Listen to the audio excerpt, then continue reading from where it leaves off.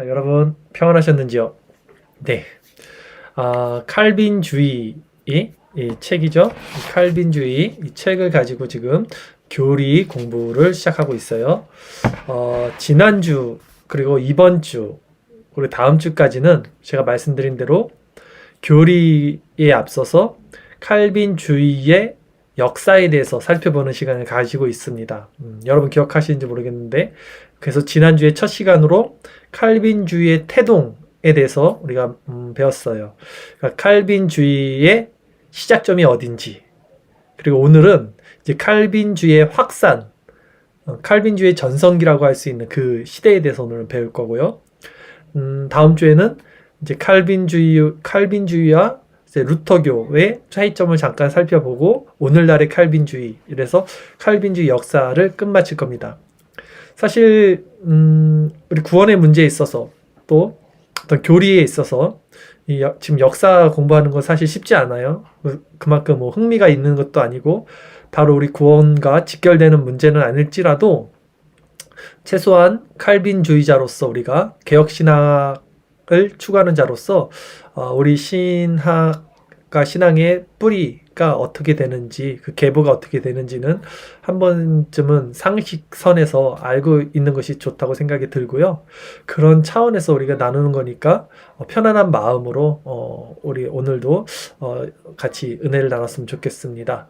우리 지난주에 제가 말씀했던 것 중에서 중요한 게 뭐냐면 칼빈주의의 태동인데, 칼빈주의라는 말은 개혁주의라는 말과 대동소이합니다. 같은 개념을 갖고 있어요.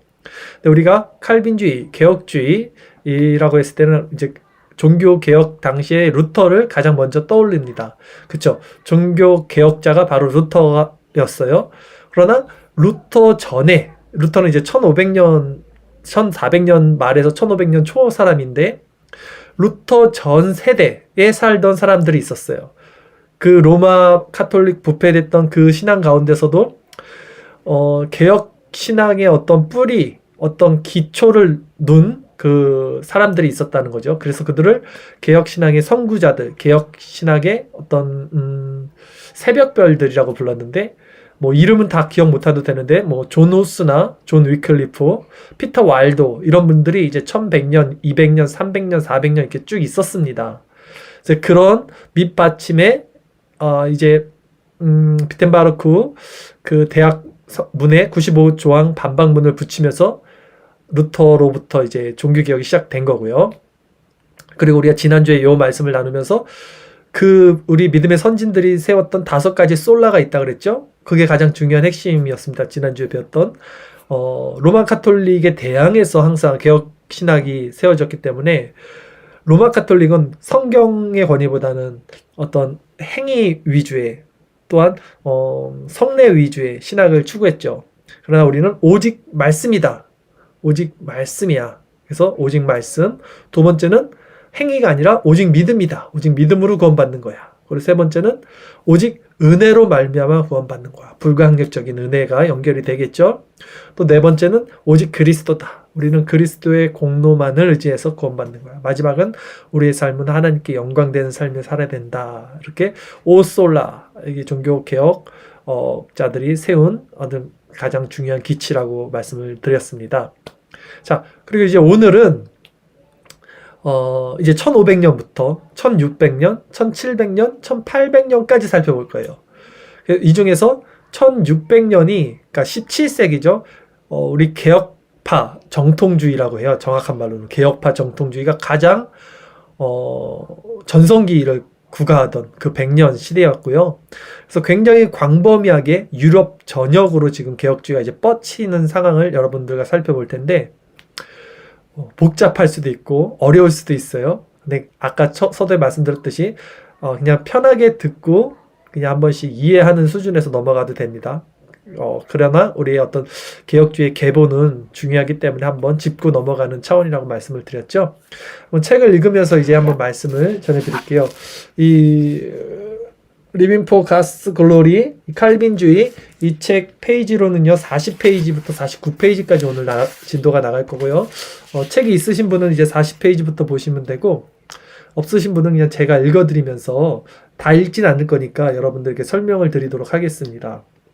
자, 개혁주의 신앙의 확산입니다. 오늘 제목이 개혁주의 신앙의 확산이었어요. 자, 개혁주의자들의 대표 주자를 이제 3명 정도로 우리가 들 수 있습니다. 3분. 첫 번째는 여러분 아시는 루터가 있을 거고요. 또 한 분, 칼빈, 존 칼빈도 유명하죠. 또 한 분은 조금 여러분들에겐 덜 유명하지만 굉장히 유명하신 분이에요. 사실 쯔빙글리, 스위스의 쯔빙글리라는 우리 개혁 신학자가 있었습니다. 사실 이 쯔빙글리가 루터와 거의 같은 세대예요. 그러니까 칼빈은 좀 2세대입니다. 칼빈은 1500년 초에서 중반 이후에 살았던 사람이고 이 쯔빙글리와 루터는 1400년대부터 살았던 사람들이에요. 예. 근데 이 쯔빙글리가 굉장히 사실은 개혁신학을 많이 토대를 잡았음에도 불구하고 일찍 죽었어요. 그러니까 당시는 종교 전쟁이 있었던 때인데 로마 카톨릭에 대항을 하다가 이 쯔빙글리가 그 프랑스의 군에게 잡혀가요. 그래서 이제 사지가 4등분이 잘립니다. 예, 그렇게 그러니까 너가 고해성사를 하면 너 살려줄게 이렇게 이제 로마 카톨릭이 쯔빙글리에게 말을 했는데 이제 그렇게 하지 않고 그래서 사지가 찢겨서 순교를 당하죠. 그러니까 너무 빨리 죽었어요. 40대 후반에 죽었던 걸로 확인했는데 제가 그래서 많이 뻗치지 못했어요. 그래서 그 쯔빙글리의 후임이 블링거라는 사람인데 이 블링거라는 사람도 굉장히 유명합니다. 신학 하시는 분들은 다 알 거예요. 사실 이 블링거가 개혁 신학의 그 토대를 정확하게 세운 사람이라고도 합니다. 그래서 어쨌든 그 쯔빙글리가 이렇게 빨리 가셨고 결과적으로는 루터와 칼빈이 이제 대세가 된 거죠. 이름을 날렸죠. 그러다가 이제 최종적으로 칼빈이 대세가 됐는데 그 이유에 대해서 오늘 한번 살펴볼 거예요. 이런 계보 어떻게 역사가 흐르는지 한번 살펴보도록 하겠습니다. 가장 위대한 대표자이며 그렇죠? 가장 위대한 이제 개혁신학의 대표자이며 영향력 있는 해설자인 칼빈 1509년에 태어나서 1564년까지 살았습니다. 이제 제네바를 개혁주의 도시의 표본으로 삼았다 그랬어요. 제네바 들어보셨죠? 제네바는 도시입니다. 스위스의 도시예요. 스위스에서 취리 다음으로 2번째로 큰 도시로 제가 알고 있어요. 근데 이 제네바 위치가 프랑스랑 붙어 있습니다. 그래서 프랑스랑 마주보고 있고 칼빈이 프랑스 사람이에요, 사실. 근데 이제 제네바 와서 제네바에서 이제 사역을 했어요. 그래서 제네바를 기독교 어떤 도시로 만듭니다. 칼빈이. 자, 그래서 제네바를 개혁주의 도시의 표본으로 삼았습니다. 많은 국면에 있어서 제네바는 16세기 칼빈이 살았던 그 세기죠. 1500년대 그 16세기 가장 중요한 개신교 중심 도시가 되었어요. 칼빈으로 말미암아. 칼빈이 굉장히 법학을 전공했던 사람이라 체계적으로 신학을 정립을 잘 해놨어요.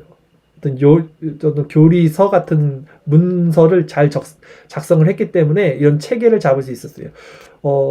더군다나 칼빈이 제네바에서 했던 가장 큰 업적은 뭐냐면 학교를 세운 거예요. 그 학교 이름이 이제 제네바 아카데미인데 이 학교를 통해서 배출된 신학생들이 이제 17세기죠. 1600년대 뭐 이렇게 해서 전 유럽에 다 퍼져서 아주 개혁주의를 확산을 시킵니다. 그래서 결국은 칼빈주의가 개혁주의의 간판이 되는 거예요. 이 제네바 아카데미를 통해서 그런 일이 벌어진 겁니다. 그러니까 학교를 세우는 게 굉장히 중요한 것 같아요. 자기 이름을 날리면 안 되지만 자기 이름을 날리고 싶으신 분들은 학교를 세워서 육성을 해야 됩니다. 그런데 사실 칼빈은 이 칼빈주의라고 사람들이 말하는 걸 싫어했어요. 네, 분명히 싫어했고 그냥 개혁주의라는 말을 좋아했는데 그럼에도 불구하고 이 칼빈을 따랐던 칼빈을 따른 게 아니라 칼빈의 신학을 따른 거죠. 예, 그 개혁 신학을 따랐던 이제 후대 사람들이 칼빈주의라고 명명을 한 것입니다. 자, 칼빈이 전 서구 유럽을 위한 개혁자들을 훈련시키고 교육시키기 위해 세웠던 학교, 이게 제네바 아카데미예요. 여기서 정말 많은 사람들이 나갔다 그랬죠. 예를 들어서 이제 독일의 하이델베르크 요리문답을 만든 사람이 우르시누스인데 이 우르시누스와 공동 저자가 있었는데 올리비아누스예요. 근데 이 올리비아누스도 제네바 아카데미 출신이고요. 그러니까 이 정도로 파급력이 큰 학교가 된 거죠. 이 제네바 아카데미로 인해서 이제 유럽 개신교 어떤 중심에 이제 칼빈이 서게 된다 이 말씀을 드리는 겁니다. 자, 쯔빙글리는 아까 말씀드린 이제 전쟁에서 죽었다 그랬죠. 이른 죽음을 맞이했어요. 그래서 이제 그 후임이 블링거라 그랬죠. 그래서 블링거의 작품들이 후기 칼빈주의 전통에 쉽게 수용되지 못하는 가운데, 예, 이제 칼빈주의에 블링거가 이제 어떤 같이 수용되지 못하는 가운데, 칼빈은 기독교 강요라는 아주 초유의 가장 베스트셀러죠. 우리 기독교 서적 중에 가장 고전 중에 고전인 이 기독교 강요와 주석과 칼빈 주석 유명하죠. 그 다음에 칼빈은 설교가 많이 남았어요. 다른 신학자들은 설교가 많지 않습니다, 사실.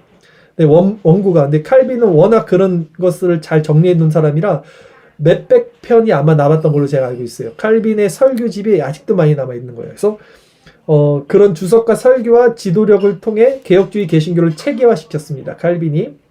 그리고 그의 이런 훌륭한 사역으로 인해 칼빈주의와 개혁주의는 용어가 사실상 동의어가 되었습니다. 그렇죠?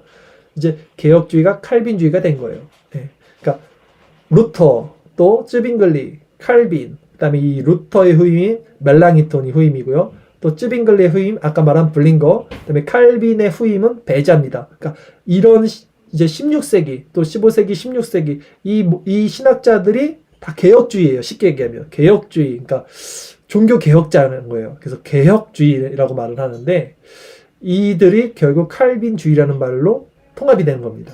예, 이해하셨죠? 그 후 개혁주의 운동은 어디로 이제 퍼져가냐면요. 이제 이 흐름을 볼 거예요. 이제 유럽에서 제네바에서 시작된 이 칼빈주의, 이제가 전 유럽으로 이제 퍼집니다. 독일로 갔다가 또 네덜란드로 갔다가 또 영국으로 갔다가 또 미국까지 가는 이제 그 배경을 살펴볼 거예요, 지금. 그 개혁주의 운동은 독일로 퍼져나갑니다, 처음에. 그래서 하이델베르그 요리문답 아시죠, 여러분? 하이델베르그 요리문답이 바로 독일의 하이델베르크라는 도시에서 아까 말씀드린 프리드리 3세가 이제 우르시누스와 올리비아누스를 통해서 제정을 해놓은 겁니다. 예, 교리 문답서죠. 그래서 이 독일이 이 하이델베르크 교리 문서를 통해서 어떤 또 개혁주의 사상의 근거지가 됩니다. 독일이. 예. 그러나 이게 지금 연도는 1563년이에요. 하이델베르크 요리 문답이 딱 만들어졌을 때는 언제냐면 칼빈이 죽기 1년 전이에요. 칼빈이 1564년도에 이제 하늘나라로 갔으니까 거의 칼빈 시대가 끝나면서 독일 쪽으로 개혁주의가 부흥이 일어나는 겁니다. 하이델베르크를 통해서. 그런데 독일은 누가 장악하고 있는 나라죠? 루터가 독일 사람이잖아요. 예. 그러니까 루터파로 계속 남게 돼. 그러니까 루터파와 칼빈파가 좀 나눠졌었어요, 이때. 그 성찬의 문제로. 근데 개혁주의 안에서 칼빈주의를 다 옹호하는 분위기였지만 독일은 여전히 어쩔 수 없이 루터파가 대세였던 거예요. 예. 루터가 아무래도 그 독일 사람이다 보니까.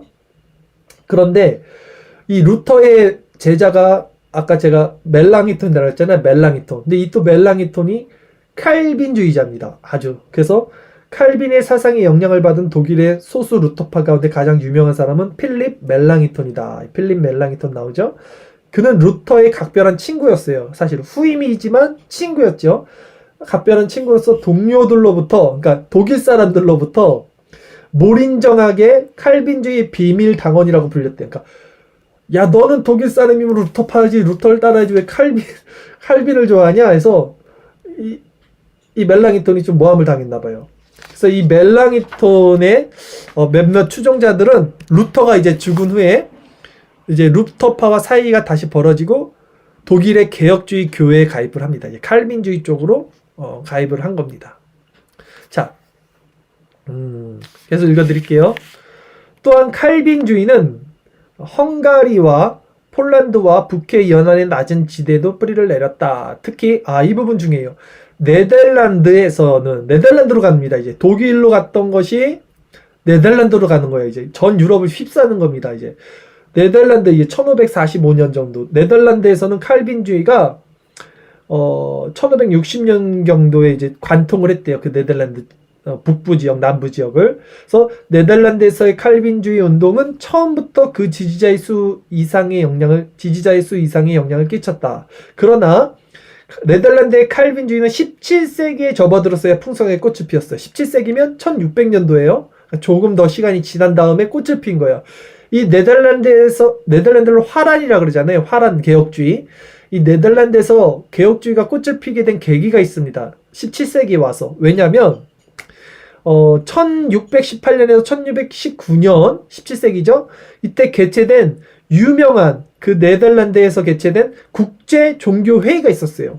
도르트 회의, 도르트 종교 회의라고 들어보셨죠? 그래서 여기서 나온 것이 도르트 그 5대 강령인 거예요. 튤립 교리 있잖아요. 튤립 교리, 칼빈 5대 강령. 튤립 교리가 바로 도르트 회의에서 나오는 겁니다. 예. 그래서 이 도르트 지역에 있던 네덜란드가 17세기에 들어서 다시 개혁주의가 부흥이 된 거야. 그러니까 아주 중요한 교리 문서가 작성된 그 나라와 도시가 발전돼요. 항상 하이델베르크 요리문답이 만들어진 하이델베르크 독일이 부흥이 있었고, 또 17세기 와서는 도르트, 그 칼빈 5대 강령 튤립 교리가 만들어진 도르트주의에 있던 네덜란드가 또 부흥의 역사가 있는 거예요. 그러니까 그 교리 문서를 따라서 부흥이 이렇게 흘러가는 걸 또 볼 수 있죠. 1619년에 개최된 유명한 국제 도르트 종교회의에 발전되었다. 이제 도르트회의 종교회의에서 나온 칼빈의 5대 강령, 여러분 한번 해볼까요, 우리?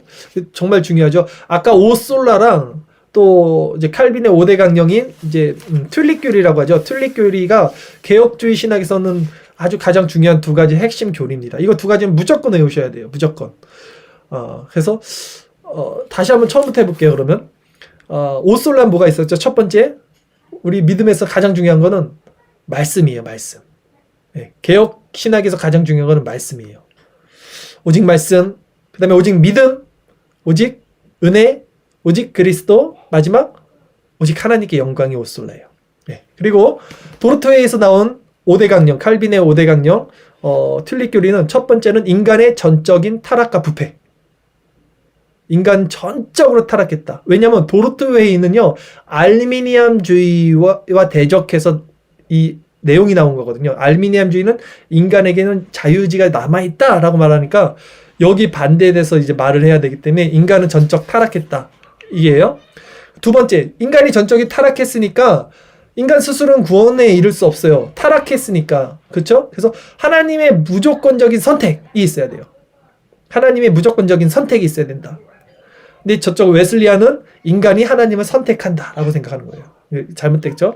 또 세 번째는 하나님은 모든 사람을 구원해 주는 게 아니라 제한 속죄, 제한적으로 하나님이 택한 백성들만 속죄한다. 저쪽 알미니암주의는 보편 속죄. 하나님은 모든 사람을 구원해 준다. 이렇게 말하는 거예요. 지금 다른 걸 비교하면서 말하는 겁니다.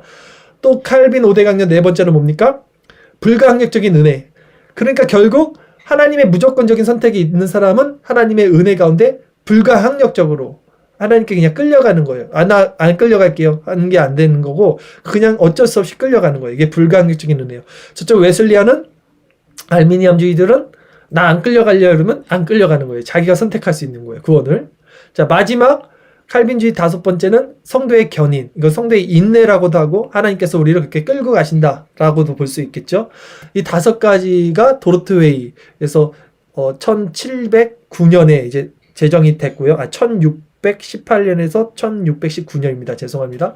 그래서 17세기에 화란 네덜란드에서 개혁주의가 꽃이 피게 됩니다. 이해하셨죠? 독일에서 네덜란드로 갔고, 다 하이델베르크 요리문답에서 칼빈의 5대 강령, 이렇게 어떤 중요한 표준 문서들이 만들어진 곳에 개혁주의 부흥의 역사가 흐르고 있다라는 것입니다. 자, 그 다음 17세기와 18세기 초반, 17세기와 18세기면 이제 1600에서 1700년도고요. 이때 가장 개혁주의가 발전했어요. 정통파 개혁주의라고 합니다. 이때 사람들을, 이 100년 사이 사람들, 이때 초반에 이제 영국으로 갑니다. 이 복음이. 네, 이 개혁신학이. 영국은 뭐가 있죠? 청교도 신학. 그렇죠? 이제 청교도를 집대성이 되는 겁니다. 영국 청교도 운동과 비슷한 네덜란드 종교개혁에 의해 강화되었다. 자, 네덜란드도 종교개혁이 17세기, 18세기 이뤘고, 영국도 청교도들이 17세기, 18세기 이뤘어요. 그러니까 청교도 사상과 네덜란드 화란 개혁주의가 같이 이제 이렇게 흥황을 한 겁니다. 그리고 개혁주의 운동은 또 이번에 어느 나라로 갔을까? 프랑스로 갑니다. 프랑스에도 이게 이 나라 갔다 저 나라 갔다가 아니라 그 동시대에 여러 나라로 가는 거예요. 그래서 전 유럽이 16세기, 17세기에는 개혁주의로 완전히 뒤덮는 겁니다. 그래서 개혁주의 운동은 프랑스에도 상륙하여 상당한 영향을 끼쳤다. 칼빈이 프랑스 사람이죠. 그래서 칼빈이 죽던 해인 1564년에 이 프랑스 사람들이 몇 퍼센트가 개혁주의 신앙이 됐냐면 인구의 20%래요. 인구의 20%가 개신교를 믿은 거예요. 개혁주의를 믿은 거예요. 다 로마 카톨릭이잖아요. 지금 이 시대가 사람들이 교회는 무조건 카톨릭, 로마 카톨릭이었는데 이 프로탄스 개혁주의로 넘어온 사람들이 프랑스 국민의 20%라는 거는 정말 대단한 거예요. 이것도 1560년경이니까 지금 종교개혁이 일으키고 얼마 되지 않았으니까.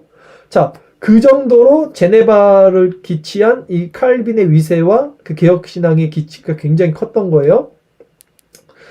그러니까 사실상 프랑스 귀족들과 중상층의 절반 이상이 다 개혁주의 신앙을 고백했던 것이다. 그런데 이제 프랑스는 이걸 계속해서 뻗치지 못합니다. 그 이유가 뭐냐면 이렇게 잠시 동안 공식적으로 개혁주의 신앙을 받아들인 것처럼 보였던 프랑스는 로마 카톨릭이 가만히 안 있죠. 아직도 권세가 있었잖아요. 그래서 그들은 로마 카톨릭의 박해와 시민 전쟁으로 인해서 개혁주의 사상의 확산이 중단되고 말았어요. 프랑스 전쟁 많이 일어났잖아요. 그리고는 이러한 16세기 이제 박해의 광풍과 공격으로부터 전혀 회복되지 못했습니다. 프랑스는. 그러나 하나님께서는 악을 선으로 이끄시는 분이죠. 이 프랑스의 개신교들을, 그러니까 프랑스에서 칼빈주의를 따랐던 자들, 근데 그 로마 카톨릭의 박해를 받고 이제 다른 데로 막 퍼진 사람들이 있었어요. 그들을 위그노라고 합니다. 위그노. 들어보셨는지 모르겠는데 이분들도 굉장히 유명한 분들이에요. 위그노. 프랑스 개신교들, 위그노들이 이제 프랑스를 떠나서 그들이 정착하는 모든 곳에서 개혁주의 운동의 새로운 영적 생동감과 열정을 불어넣었습니다. 했어요. 위그노들이. 종교개혁 운동은 또 이제 영국은 어떻게 갔는지 알려드릴게요. 존 낙스라는 사람이 있어요. 존 낙스. 이 사람이 이제 영국에 개혁주의를 뿌린 사람입니다. 쉽게 얘기하면. 근데 이 존 낙스가 칼빈에게서 배워요. 제네바에서 공부를 배우고 이제 영국, 스코틀랜드죠. 영국은 그때 나라가 이제 4개잖아요. 스코틀랜드, 웨일즈, 또 어디야? 잉글랜드, 아일랜드 이렇게 돼 있잖아요. 이제 그때 스코틀랜드 사람이에요. 존 낙스가. 근데 이분도 그 로마 카톨릭에 대항하다가 잡혀가요. 그래서 프랑스 잡혀가고 또 갤리선인가? 갤리선의 노예로 19개월, 1년 넘게 이거 노가다 했어요. 노가다. 배에서 엄청 힘들게. 네, 그렇게 징역을 했던 거죠. 근데 그 후에 이 존 낙스가 스코틀랜드로 가서 칼빈에게서 배운, 제네바에서 배운 그 개혁신앙을 스코틀랜드에 뿌립니다. 그래서 그 스코틀랜드가 이제 영국 전 지방으로 퍼지게 되는 거예요. 이 개혁신앙. 그래서 존 낙스 하면 이제 영국인들에게는 최고의 어떤 개혁신앙의 아버지로 불리는 사람이 됩니다. 1560, 한번 읽어드릴까요? 제네바의 종교개혁 원리를 스코틀랜드로 가져온 낙스는 스코틀랜드 개혁주의 운동의 대변인이 되었다. 그렇죠? 1560년이 되고요. 1560년. 이제 시대를 좀 이해를 하면 좋은데 이 흐름을 이해를 못하면 지금 막 정신이 없으실 거예요. 어떤 분들은 이게 몇 년도고 감이 안 잡히면 정신이 없을 텐데 그냥 편하게 들으셔도 됩니다. 편하게. 1560년 스코틀랜드 의회는 교황의 권위를 배격했고요. 이듬해 스코틀랜드 개혁주의 교회가 이제 재조직됩니다. 이제 영국에서도 개혁주의가 시작되는 거예요. 그리고 계속되는 세대의 수많은 스코틀랜드인들은 아일랜드와 웨일즈인처럼 불굴의 칼빈주의자들이 되었습니다. 그래서 이때 많은 일들이 벌어집니다. 피해 전쟁, 메리 여왕, 이런 나쁜 사람이 나타나고 개혁주의 사람들 다 죽이고 몇백 명 죽이고 이랬어요. 그러다가 이제 엘리자베스 여왕이라는 분이 등극을 합니다. 이제 영국에. 그러니까 사람들이 이제 소망을 가졌어요. 메리 여왕은 굉장히 개신교들을 처참하게 죽였던 사람인데 새로운 이제 여왕이 왔으니까 우리 개신교들을 좀 살려주지 않을까라고 생각을 한 거예요. 한번 읽어드릴까요? 이 모든 종교개혁의 유산들은 튜터 왕조의 피해 여왕이라 그래요. 피해 여왕. 너무 많이 죽였고 사람을. 메리가 자신의 치세 기간 동안 1553년에서 1558년이야. 길진 않았네요. 로마 카톨릭 미사를 다시 시행하고 300여 명의 개신교들을 죽이면서까지 로마 교황권에 충성함으로써 완전히 역전되었어요. 이제 영국이 다시 로마 카톨릭으로 넘어가는 거예요. 그러나 크랜머를 비롯한 순교자들의 피가 영국 개신교 운동의 씨앗이 되었고요. 이후에 아까 말했던 메리 여왕이 이복자매였던 엘리자베스가 왕위를 계승합니다. 그래서 많은 개신교인들이 이제 어떻게 될까 열렬한 소망을 품게 되는 거예요. 그러나 엘리자베스는 어떻게 됐냐면 국교회라는 것을 만듭니다. 이때. 그러니까 영국은 국교회가 있잖아요. 지금도 있잖아요. 국교회가 성공회입니다. 지금의 성공회 국교회 같은 말인데 로만 카톨릭 반, 개신교 반을 섞었어요. 이렇게 딱 반반만 정말로. 그래서 그걸 국교회 성공회다라고 만든 거예요. 그러니까 로마 카톨릭도 옹호해주고 개신교도 옹호해준 거예요. 근데 누가 반발했냐면 개신교인들은 반발하죠. 왜냐면 우리는 섞일 수가 없잖아요. 우리는 믿음으로 구원받는 건데 왜 자꾸 로마 카톨릭에 어떻게 우리가 그들과 함께 행위구원을 말할 수 있냐. 반발이 일어납니다. 그래서 예배와 경건과 정치와 문화에 있어서 많은 것을 개혁하고자 했던 사람들이 계속해서 이제 박해를 받고 여기서 저항을 하고 또 목숨을 잃기도 합니다. 그리고 많은 사람들이 이제 실망을 하죠. 엘리자베스 여왕에게. 그리고 결국 경멸조로 그러니까 대항했던 이들을 청교도라고 말했어요. 프리탄스. 그러니까 이게 아주 용감한 칼빈주의자들이 된 건데 그 당시는 약간 조롱하는 말이었어요. 그래서 이 프리탄스 청교도들이 생깁니다. 그래서 청교도는 영국의 개혁주의자들이라고 보면 돼요. 그래서 이제 이들이 어떻게 했냐면 떠나죠. 메이플라워도 타고 그래서 이제 미국으로도 가고 이렇게 다 떠나는 거예요. 그래서 이 청교도 시대가 1560년부터 1700년 초까지를 봐요. 그래서 우리는 정통 청교도를 3세대 정도로 봅니다. 1세대, 2세대, 3세대 정도가 딱 이때 청교도들이 인정을 하고 청교도라고 보는데 이 청교도들은 영국 국교회가 종교개혁을 충분히 단행하지 않았다고 생각했죠. 그리고 청교도들은 순전한 하나님의 말씀에 대한 설교와 하나님께서 명령하신 예배의 정결함, 그리고 주교의 통치를 장로회주의라는 방식으로 대체하는 교회 정치의 정결함을 요구했다. 말이 좀 어려운데 넘어갈게요. 또한 그들은 무엇보다도 그리스도인들의 삶의 위대한 거룩과 정결함을 요구했다. 이건 중요합니다. 청교도들이 중요시 여겼던 거는 그리스도인들의 삶이에요. 삶.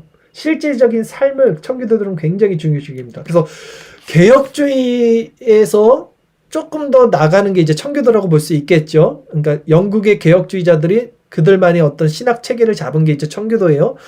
그래서 청교도 신학이 가장 좋은 점은 개혁주의 신학은요, 쉽게 해서 교리를 가르치고 끝이에요. 좋은 거죠, 사실 교리도. 그래서 교리를 가르쳐주고 끝. 근데 청교도들은 거기서 하나 더 들어갑니다. 삶으로 들어가요. 그 교인들의 진짜 실생활로 들어가서 너 어떻게 살았어? 오늘 너 무슨 생각하며 살았어? 너 성경 몇 장 읽었어? 이런 거를 집요하게 그 삶 가운데 들어가서 다 하나하나 체크를 합니다. 그들은. 그러니까 그게 오히려 신앙에 있어서는 유익한 것 같아요. 개혁주의는 딱 교리만 가르쳐주고 끝나는데 청교도들은 한층 더 들어가서 삶으로. 그래서 그들은 무엇보다 그리스도인들의 삶의 위대한 거룩과 정결함을 요구했던 사람들. 그래서 청교도 신학이 좋다라고 말하는 거예요. 그러니까 오늘날도 청교도 신학이 좋고 우리가 배워야 될 점은 그들의 묵상이나 그들의 어떤 책들, 서적들이나 내용들을 보면 삶을 끊임없이 점검시킵니다. 자기 점검을 잘 시키죠, 청교도들이. 계속해서 자기를 점검시키는 역할을 하죠. 그래서 제임스 패커라는 우리 개혁주의 신학자는 이러한 청교도 운동을 다음과 같이 평가했습니다. 청교도 운동은 교회와 나라와 가정과 교육과 전도와 경제와 개인적 훈련과 헌신과 목회적 돌봄과 권한에 있어서 국가적이고도 개인적인 영적 갱신이라는 비전을 이루고자 노력하는 복음주의 거룩 운동이었다. 좋은 건 다 갖다 쓴 거예요. 좋은 건. 지금 말을 어렵게 썼는지 모르겠지만 그냥 다 갖다 쓴 거예요. 청교도 좋다 이 얘기예요. 청교도주의는 교리적으로 볼 때는, 자, 이것도 중요하겠습니다. 청교도주의가 교리적으로 볼 때는 아주 매우 단호한 칼빈주의예요. 단호한 칼빈주의, 온화한 칼빈주의가 아니라 단호한 칼빈주의였으며, 그러나 경험적으로 볼 때는 매우 따뜻하고도 전달력이 강했다. 그렇죠? 왜냐하면 삶으로 파고들었으니까. 또한 청교도 운동은 복음적으로 볼 때는 매우 공격적이고 과감하면서도 부드러웠다. 좋은 건 다 갖다 쓰네. 그러니까 복음적으로 볼 때는 매우 공격적이었어요. 그렇죠? 삶을 들어가서 너 어떻게 살았어? 너 뭐 했어? 너 성경 얼마나 읽었어? 기도 어떻게 하고 있어? 이게 굉장히 공격적인 거잖아요. 그러나 그 태도는 굉장히 부드러운 거죠. 사랑의 마음으로, 훈육하는 마음으로 그렇게 가르쳤다는 거예요. 그리고 교회적으로 볼 때는 하나님 중심적으로 경건했으며, 정치적으로 볼 때는 왕과 의회와 백성들 사이의 관계를 성경적으로도 균형 있게 양심에 따라 조정했다. 이게 청교도들을 굉장히 좋게 말하고 있죠. 이유가 뭔지 아세요? 이 조엘 비키 목사님이 청교도 신학자이기 때문에 그렇습니다. 그것도 그렇고 청교도들이 좋습니다. 배울 점이 많습니다. 청교도들도 스펙트럼이 넓어요. 그러니까 미국 북아메리카 넘어갔던 청교도들도 있고, 또 그 어떤 정치적으로 칼빈주의를 따랐던 청교도들이 있고요. 그러니까 칼빈주의는 장로주의잖아요. 장로주의.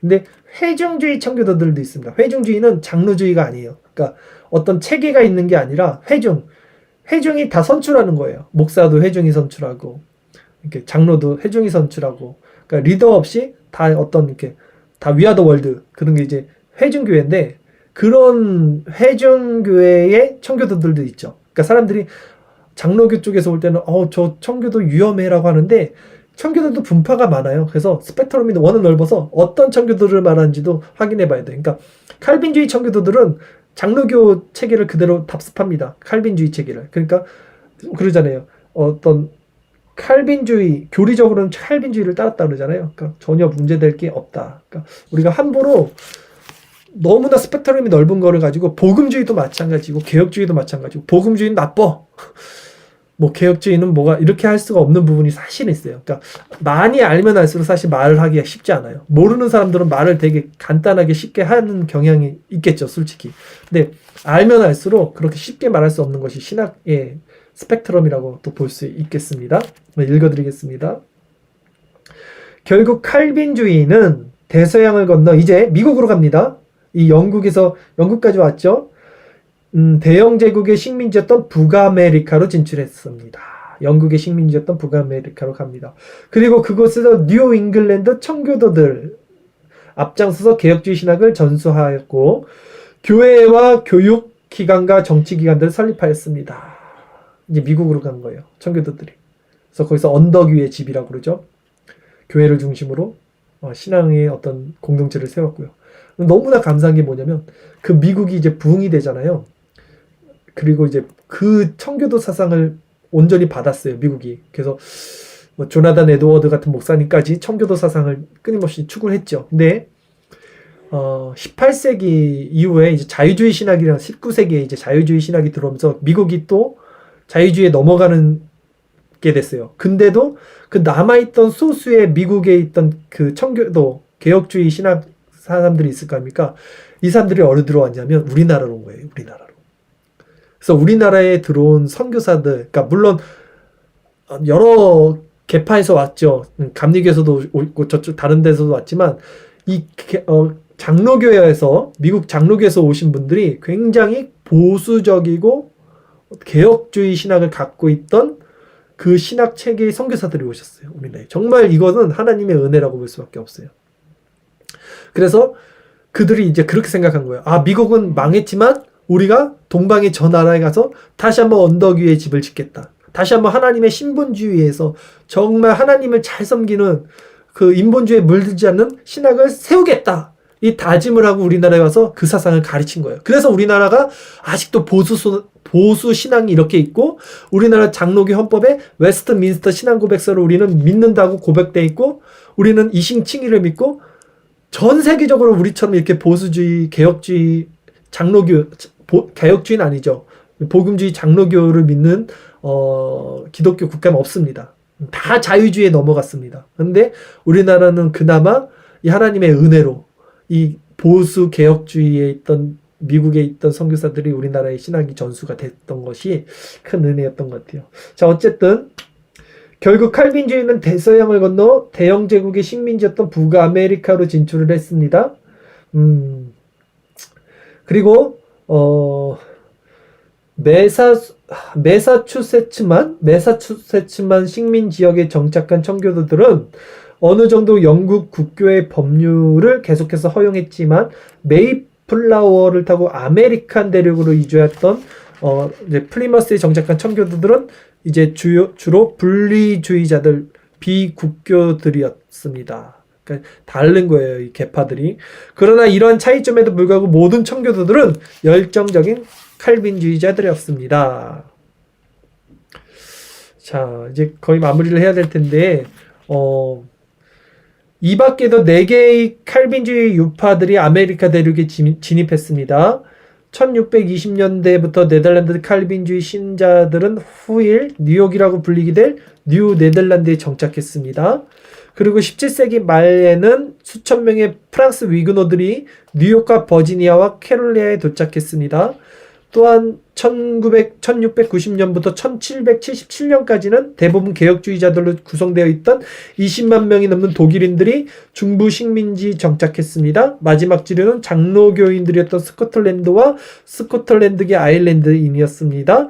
이들 가운데 일부는 잉글랜드에 유입되었고 다른 이들은 뉴욕과 펜실리아 캐롤리아에 정착했습니다. 자, 쉽게 얘기해서 우리가 여태까지 살펴봤던 독일에 있던 개혁주의자들, 프랑스에 있던 위그노들, 영국에 있던 청교도들이 유럽을 다 점령하고 근데 미국을 또 점령했다는 얘기예요. 쉽게 해서. 미국까지 확산을 시킨 겁니다. 1700년도에.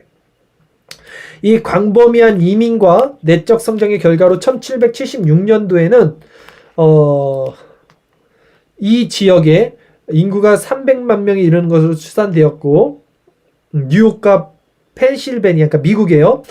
이들 가운데 3분의 2가 적어도 명목적으로는 칼빈주의자였습니다. 와, 3분의 2가 칼빈주의자였어요. 독일 전쟁이 발발했을 당시의 교파들을 가장 큰 순서대로 나열해보면 회중교회가 가장 많았고 그 다음에 국교회, 그 다음에 장로교회, 침례교회, 루터교회, 독일 개혁주의교회, 네덜란드 개혁주의교회 순이다. 그 규모에 있어서 로마 카톨릭교회는 10번째였고 감리교회는 12번째였대요. 그러니까 1700년도에는요. 로마 카톨릭이 아예 기세가 꺾였습니다. 11번째였어요. 그리고 감리교회도 알미니암주의자는 12번째였어요. 그러니까 온통 칼빈주의자들이 전 세계를 다 장악했던 게 17세기였던 거예요. 18세기, 17세기죠. 17세기, 18세기. 자, 이러한 미국으로의 이민을 제외한 다른 모든 개혁주의 신앙의 확산은 16세기 말부터 이제 발생이 됐습니다. 이 정도로 한번 마치고요. 요거만 읽어드리겠습니다. 마지막으로. 벨직 신앙 고백서, 여러분. 그리고 하이델베르크 요리문답, 또 도르트 신조, 이 세 가지 공통적인 신조를 교리적 신앙 고백으로 삼고 있는 네덜란드로 대표되는 대륙 개혁주의가 있어요. 그러니까 개혁주의가 크게 두 개로 나눠졌는데, 지금 벨직 신앙 고백서, 하이델베르크 요리문답, 도르트 신조, 이게 다 어디서 나온 겁니까? 유럽에서 나온 거예요. 독일과 네덜란드. 그래서 그 대륙, 이 유럽의 개혁주의다 해서 대륙 신학이다. 이걸 이렇게 말합니다. 그 대륙 신학이 하나가 있고 또 하나의 개혁주의 신학은 웨스트민스터 표준문서, 즉 웨스트민스터 대요리문답, 소요리문답을 표현하고 있는 영국과 미국의 장로교회, 이렇게 두 개로 지금 나눠져 있습니다. 지금 오늘날. 그러니까 대륙 신학이 있고 이제 미국 장로교 신학이 있고 이렇게 두 개로 나눴다고 보시면 됩니다. 그러나 이 두 체계가 서로 적대적인 것은 아니고 전적으로 분리되어 있는 것도 아니에요. 우리는 이 신앙고백서 4가지를 다 받으니까, 예를 들면 영국의 청교도들은 17세기 네덜란드 종교개혁 운동에 매우 큰 영향을 끼쳤습니다. 마찬가지로 이탈리아계 스위스인이었던 프랑스 프레틴도 미국 장로교에 지대한 영향을 끼쳤습니다. 진짜 마지막으로 읽어드릴게요. 그리고 미국의 프린스턴 신학교, 이제 미국의 프린스턴 신학교에서 1870년까지 가는 거예요. 1870년에 프리틴, 이 개혁주의 청교도죠. 프리틴의 조직신학을 가르쳤어요. 거기서 1800년도에 미국의 프린스턴 신학교에서. 그리고 그 후에는 이 프린스턴 신학의 학장이 된 사람이 누구냐면 찰스 하찌라는 분이 이제 조직 신학을 가르쳤는데, 이 찰스 하찌도 개혁주의 신학자예요. 굉장히 유명한. 그러니까 무슨 말이냐면 1870년도에 미국의 프린스턴 신학교에서까지 개혁주의 또 청교도 신학이 확산이 된 거예요. 여기까지예요. 딱 여기까지. 1870년도까지. 왜냐면 그 후로는 자유주의가 완전히 범람합니다. 그래서 이제 유럽을 다 장악하고 또 미국을 다 장악하죠. 너무 아쉽고 너무나 속상하죠. 그래서 이 프린스턴 신학교가요, 지금은 자유주의 신학교예요. 지금은 프린스턴 신학교 나왔어 이러면 자유주의 신학이에요. 옛날에는 정말 권위 있는 칼빈주의 신학교였는데 1800년도에는 지금 완전 자유주의의 대명사가 된 게 이제 프린스턴 신학교입니다. 네. 안타까운 현실입니다. 자, 이렇게 오늘은 개혁주의가 칼빈 이후로 1500년, 1600년, 1700년, 1800년까지 어떻게 유럽에 확산됐고 미국에 확산됐는지까지 살펴봤는데요. 이후로는 이제 자유주의 신학과 계몽주의 사상 같은 것들이 세상에 발현이 됐지만, 그러나 하나님은 분명히 이 개혁주의 신앙을 아직까지도 우리들에게 전수해 주셨고, 그렇기 때문에 우리가 이것을 지금까지도 나눌 수 있는 거고요. 우리 선진들이 이렇게 신앙을 나눴고 이렇게 체계를 잡았던 이 교리 문서들, 아까 말했던 우리 하이델베르크, 또 벨직 신앙고백서, 또 도르트 신조, 또 웨스트민스터 신앙고백서들을 우리가 잘 배우는 거예요. 그래서 우리가 다음 주에는 오늘날의 칼빈주의에 대해서 한 번 더 정리를 하고, 그 다음 주부터는 이 네 가지 신조들, 이 요리 문답들을 우리가 이제 본격적으로 배우도록 하겠습니다. 어쨌든 이런 역사를 알면요, 역사 가운데 어떻게 하나님이 개입하시고 하나님이 어떻게 섭리 가운데 이끌어 주신다는 또 그런 통찰력도 생기는 것 같습니다.